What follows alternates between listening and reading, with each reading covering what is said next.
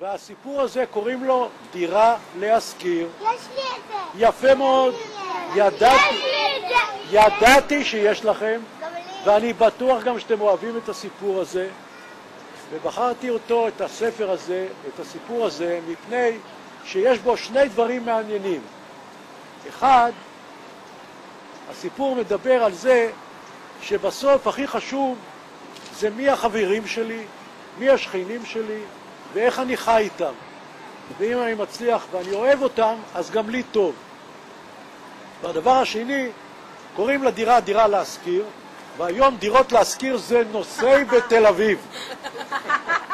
אני לא יודע אם אתם יודעים, אבל היום קשה מאוד להשיג דירה להשכיר בתל אביב, כי כולם רוצים לגור באיפה?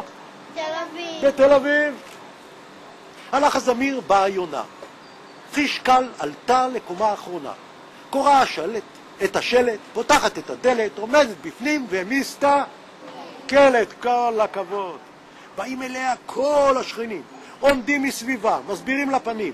הנאים, החדרים בעינייך? החדרים צרים. הנאה המטבח בעינייך? נאה המטבח, אך איננו מרווח.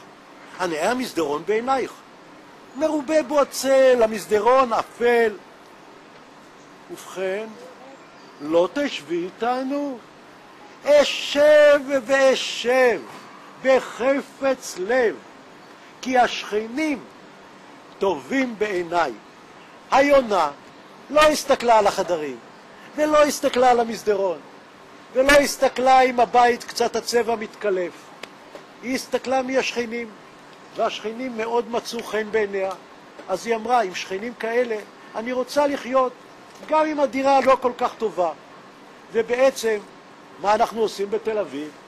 אנחנו דואגים שהדירה תהיה טובה, שהעיר תהיה יפה, אבל יותר מזה אנחנו משתדלים שכולנו נתנהג יפה אחד לשני, כמו בגן שלכם.